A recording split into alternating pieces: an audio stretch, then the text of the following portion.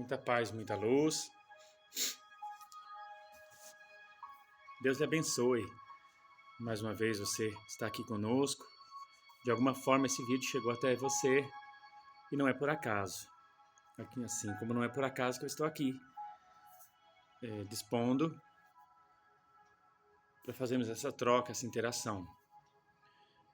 A espiritualidade pede para eu dizer para você que está vendo esse conteúdo digital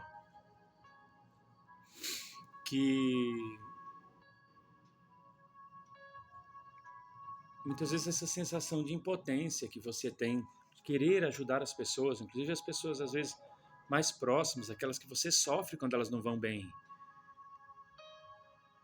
Muitas vezes é aquele amigo, aquele filho, aquele irmão, aquele companheiro que tenta passar, por exemplo, num teste, numa prova,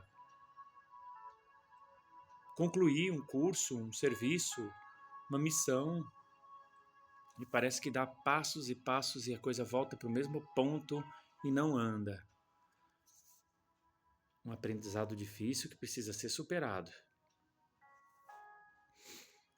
Enquanto a gente não passa por essas provas com sucesso, elas ficam voltando mesmo, porque a vida tem esse lado cíclico. A pedagogia da vida, ela é cíclica. Muita coisa pode até passar batido, mas não passa despercebido pela vida.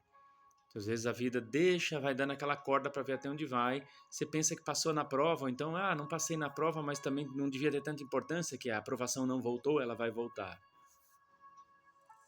Quando for o momento certo.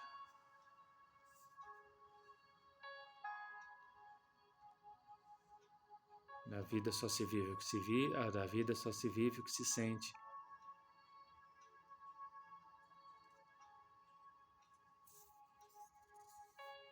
As certezas que a gente carrega, as duas únicas certezas que a gente pode carregar mesmo é a morte e a impermanência.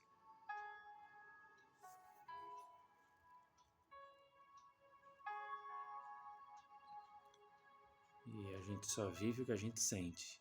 Aquilo que a gente sente lá dentro. É isso que a gente vai carregar para o plano espiritual. Então todo o ódio que a gente tem, de quem quer que seja, tem gente que dá motivo para a gente odiar. E é difícil tirar do coração o ódio de algumas pessoas. É só tentar. Não é só tentar, não. Tem gente que não presta. E o que puder fazer para tirar tudo de você, para te perseguir, para te reprimir, para te destruir, para ter notícias ou ver mesmo você sendo infeliz ou sofrendo, vai fazer. E não perde uma noite de sono por isso. Não é fácil perdoar a gente assim. Às vezes a pessoa perdoa intelectualmente, faz lá um exercício de perdão, seja em grupo ou individual.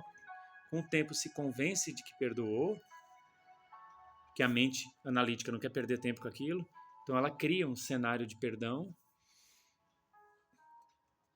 mas tem que ver se a mente, o que a gente chama de mental inferior, que é a mente das emoções e dos sentimentos, que de inferior não tem nada, é por conta de uma posição de chakra, tá?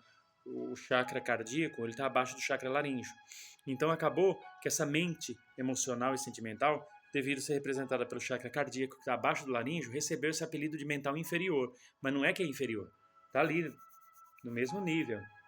É que é só a nomenclatura. Mental é inferior, mas de inferior não tem nada.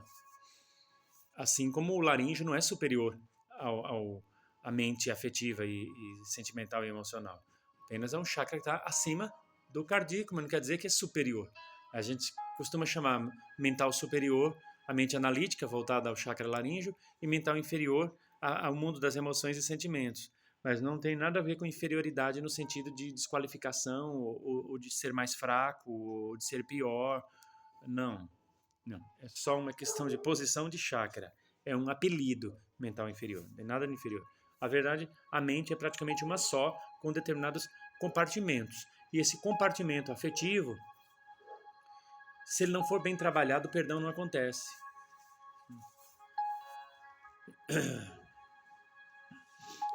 E é possível, sim, desencarnar sem perdoar, E você vai levar isso para o seu espírito. E é esse sentimento que vai fazer você voltar para a Terra e trabalhar ele de novo. Muitas vezes junto com essas pessoas bem próximas, essas pessoas que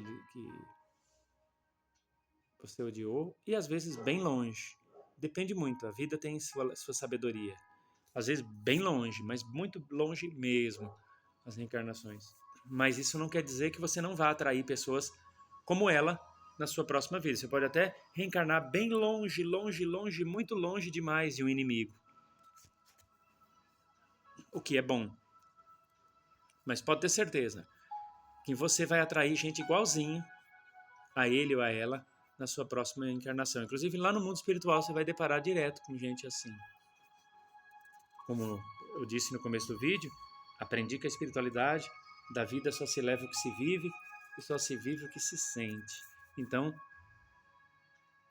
se o sentir é o que define a nossa vida e a continuidade dela no plano espiritual e o retorno dela para a matéria, nossa reencarnação será planejada e replanejada a partir do que a gente sente.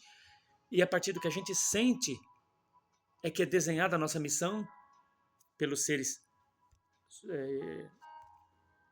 que arquitetam as reencarnações. Se é o sentir que define, então vamos trabalhar o sentir. Porque é o sentir também que ativa a lei da atração, não é o intelecto. Você só pode atrair a prosperidade, o amor, a proteção, o dinheiro, os negócios, pelo sentir. Se você não está conseguindo atrair aquilo que você tanto quer, o problema não está no intelecto, ou muitas vezes não é nem uma feitiçaria ou algo assim, é o seu sentir que precisa ser trabalhado. Por isso eu gosto muito de trabalhar com os meus pacientes a técnica do Theta Healing, porque limpa, desbloqueia, constela os sentimentos. Trabalhamos com a constelação sistêmica também, familiar. Mas igual o Theta Healing, não tem. Vamos falar sobre o sétimo plano da vida, o plano celestial. Está aqui ó, em Doutrina e Teologia de Umbanda Sagrada, editora Madras, do mestre Rubens Saraceni, grande mestre.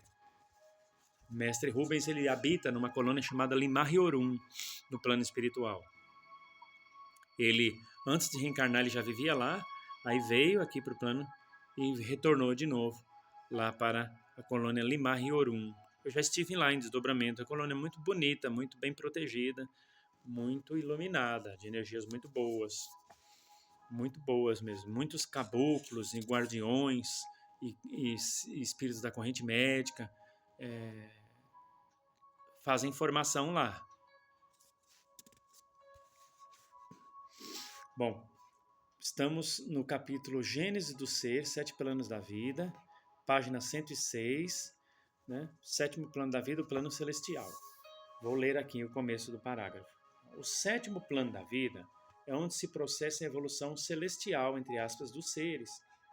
Quem vive neste plano excelso já está no estágio de desligamento de nosso planeta e sendo conduzido a uma mentalização em todos os sentidos, no qual se abrirão faculdades sequer imaginadas pelos seres que vivem a realidade do sexto plano. Até o ponto que é permitido revelar, saibam que esse sétimo plano é realmente o sétimo céu, pois todos os seres que vivem nele sublimaram-se nos 7 sentidos da vida e são tidos como irradiadores vivos deles. Aí mais para baixo, os mestres ascensionados, regentes dos planos divinos, os mestres ascensionados, regentes dos raios divinos, provêm deste sétimo plano. Os mestres crísticos também provêm dele. E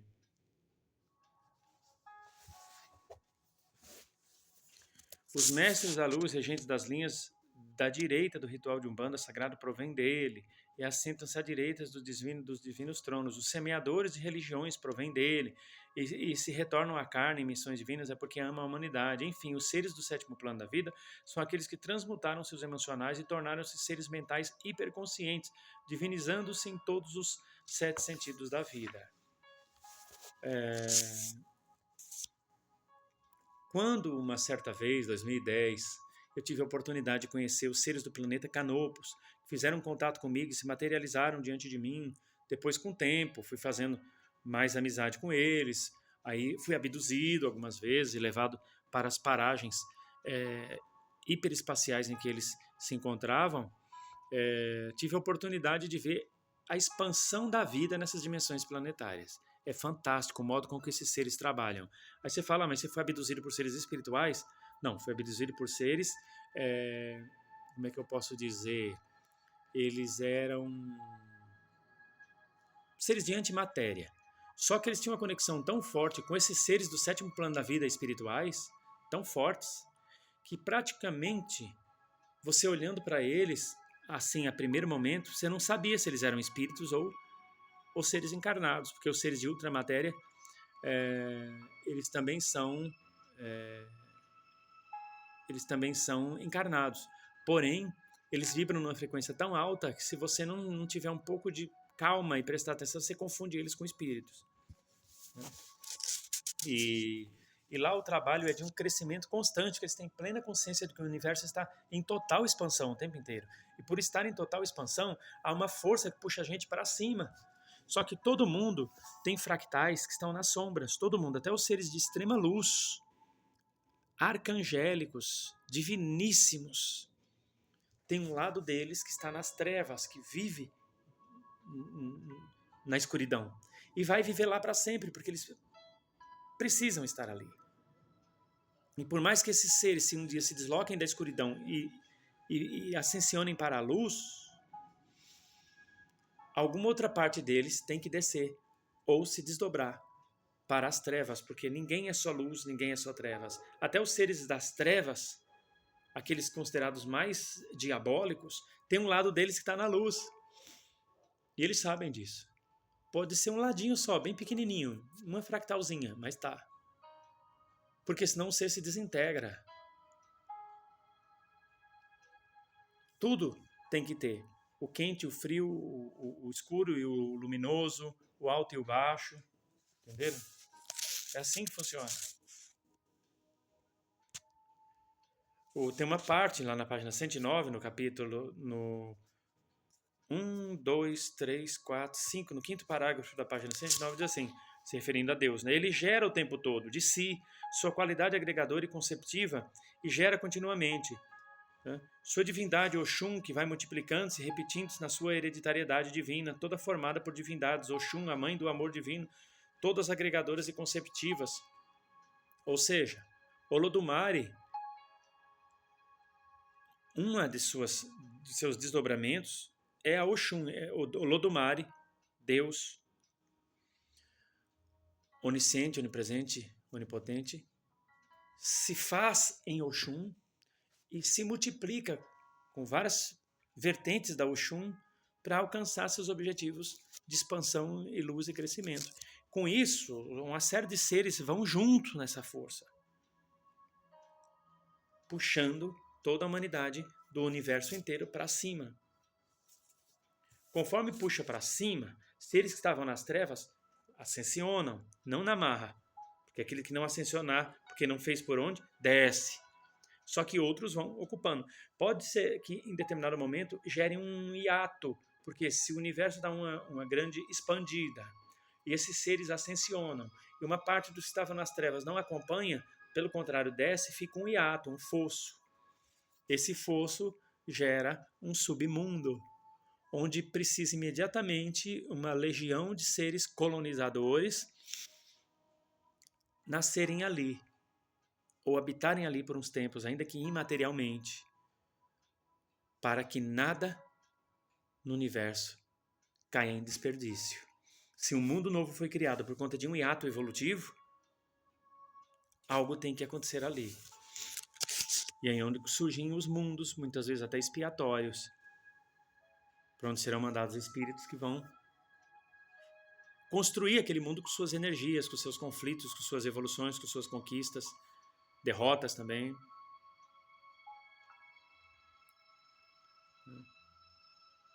E o Olodumare não se vale só de sua versão Oxum, também da sua versão Ogum, Oxóssi, Iroko, e assim vai.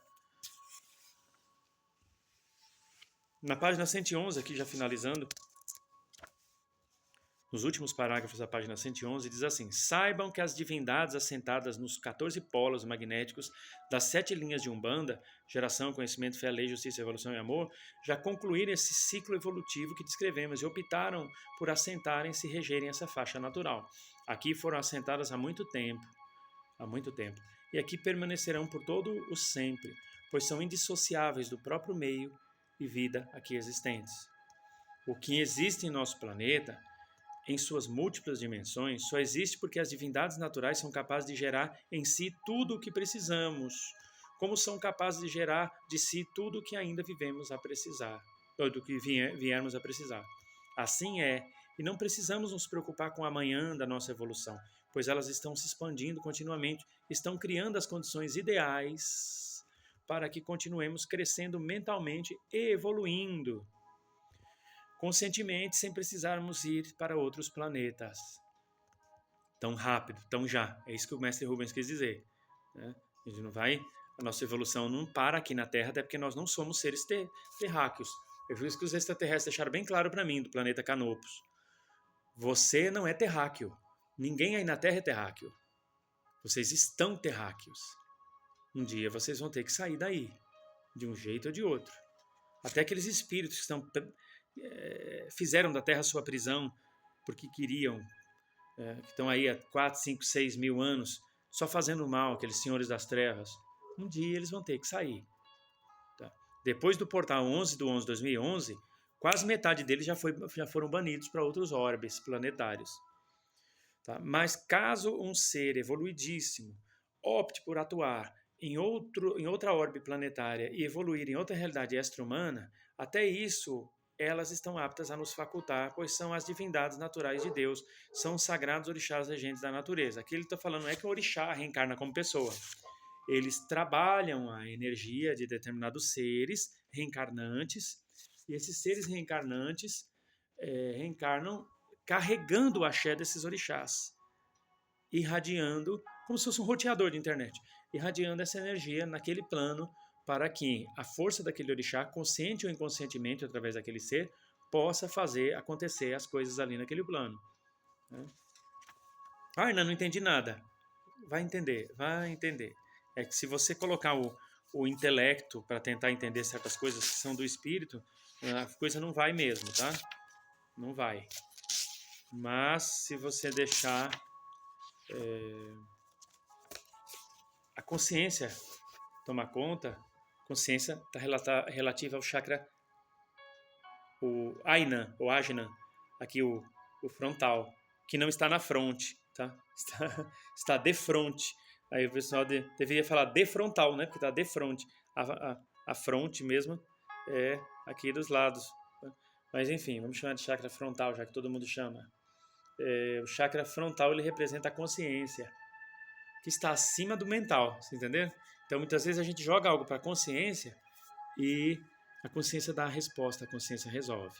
Se você já tentou de tudo, você já fez ebó, mesa radiônica, despacho, raspou a cabeça, raspou o bumbum, raspou o sovaco, matou bicho, queimou pólvora, estourou uma bomba atômica junto do trabalho ali em cima do ponto de força, subiu aquele cogumelo, e a sua vida continua do mesmo jeito, é porque você está mantendo os problemas presos no chakra cardíaco e no chakra laríngeo. É só uma questão de tempo para você desenvolver uma série de doenças de natureza hormonal, circulatória, muscular, tá, digestiva, que pode até levar você à morte.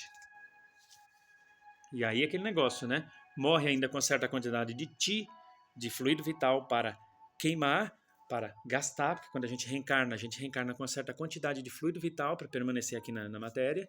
Quando esse fluido vital acaba, tem gente que gasta ele, devido a uma vida devassa, gasta antes. E outras coisinhas. E outros sabem preservar, aprendem a preservar, com boa alimentação, praticando esporte com moderação, atletismo com moderação, sem aquela coisa louca, né? E meditação, tai chi, yoga, caminhada, mas não sempre com muita moderação e equilíbrio. Então as pessoas assim conseguem preservar mais o seu Ti e até viver mais. Mas muita gente que não sabe trabalhar as forças do chakra cardíaco e do laríngeo, acabam adquirindo doenças psicossomáticas e psicoenergossomáticas que podem levar à morte antes de acabar o TI, que é a tal da morreu antes da hora. Que ninguém morre antes da hora, mas enfim, não tem a hora. Tem uma quantidade de TI prevista para acabar, por exemplo, com 80 anos. Você pode acabar com aquele TI, com aquele fluido vital, antes ou pode acabar depois.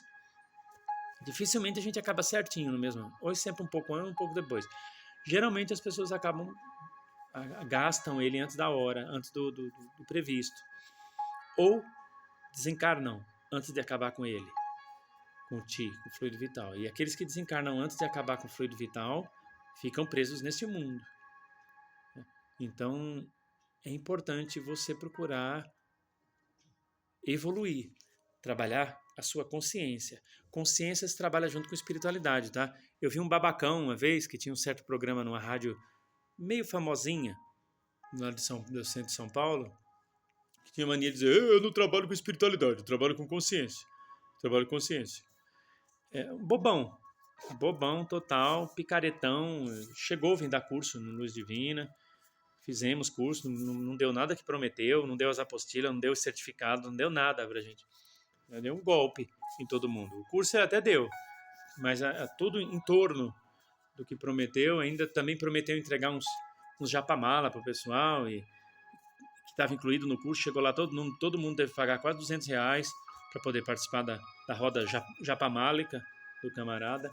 Então, assim, aí eu trabalho com ciência, trabalho com espiritualidade. Picaretagem. Você vê uma pessoa falar que trabalha só com espiritualidade, não trabalha com consciência, ou trabalha só com consciência e não trabalha com espiritualidade, sem vergonhice. Isso chama-se safadeza, picaretagem espiritual, estelionato espiritual. Espiritualidade e consciência têm que trabalhar juntas. Aí você dá aquele salto, que um chama de quântico, outro chama de salto espiritual, evolutivo, ascensional, chame do que quiser. Contanto que você precisa dar esse salto. Eu preciso dar salto. Seu amigo precisa dar salto. Seu inimigo precisa dar salto. Senão vai ficar todo mundo atolado nessa chafúrdia sempre. Voltando e voltando e voltando aqui. Desencarnando, muitas vezes até pior do que na outra encarnação. E pode acontecer, viu? Tem os segmentos, os espíritas às vezes falam: não, ninguém desencarna pior, sempre a tendência é melhor. Desencarna pior, sim. Tem gente que involui ao invés de evoluir. Tem, a gente vê atendendo os espíritos, esses atendimentos que a gente dá em relação aos espíritos, vocês veem por aí nos nossos trabalhos de socorro e resgate. Nós temos notícia de que tem espíritos que, ao invés de caminhar para frente, caminham para trás. Complicado, né? Mas todos nós somos sujeitos a isso, infelizmente.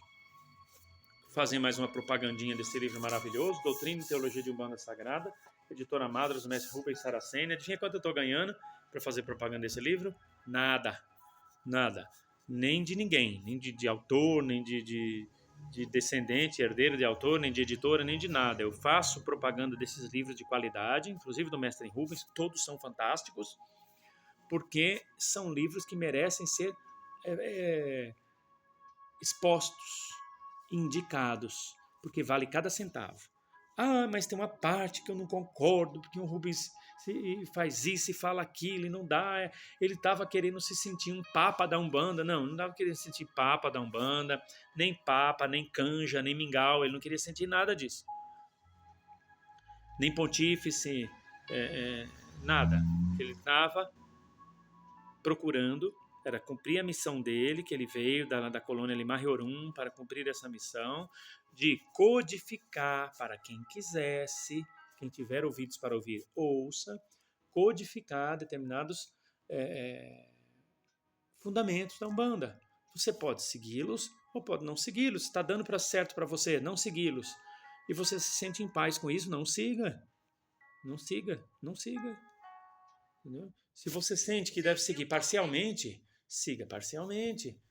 Pega aquilo que você achar que é válido, o que você achar que não é válido, você deixa para outra ocasião, para outro alguém. Né? E assim vai. Ninguém é dono da verdade. O mestre Rubens sempre deixou claro que ele não era dono da verdade. Então, antes de julgar, tem gente que fala, você é muito saracenista para o meu gosto. Eu não me sinto saracenista, não. Eu sou uma pessoa que tenho no mestre Rubens um ícone, um paradigma, sempre será. E aquilo que eu não concordo, eu falo aqui. Eu falo nas aulas aqui. Olha, isso aqui do mestre Rubens, eu não concordo por causa disso e disso e disso, mas isso não quer dizer que ele está errado. Quem concordar com isso, faça como ele está falando. Eu faço de outra maneira por causa disso, disso e disso. Pronto. Mas, enfim, as pessoas gostam muitas vezes de interpretar mal as outras, né? E o mestre Rubens, por algumas pessoas, tem sido mal interpretado, mas pode ter certeza que isso também é artifício da espiritualidade inferior que articula certas pessoas para fazer campanha contra o mestre. A gente ora por essas pessoas para que elas encontrem a luz da verdade, porque só a luz da verdade há de libertá-las. E quanto a você, que Jesus, Maria e José, na unidade do Espírito Santo, lhe conceda muita paz, luz e proteção, e que você sempre tenha o axé dos orixás convosco. Obrigado, eu sou Hernando de Oxóssi Xoroquê. Qualquer coisa, entre em contato com a gente para sugerir temas, tá? DDD 11, telefone 965519042. Tem aí também o nosso curso gratuito de tarô aqui no nosso canal, para você fazer, tá? Temos aí cursos de diversas modalidades de imposição de mãos, tem curso de tai chi, tem curso de meditação, tudo de graça, né? Magia divina também, né? Vem conhecer o nosso canal, entra lá nas playlists e procura a quantidade de cursos que tem lá. Você não vai se arrepender, tá bom? É isso aí. Felicidades!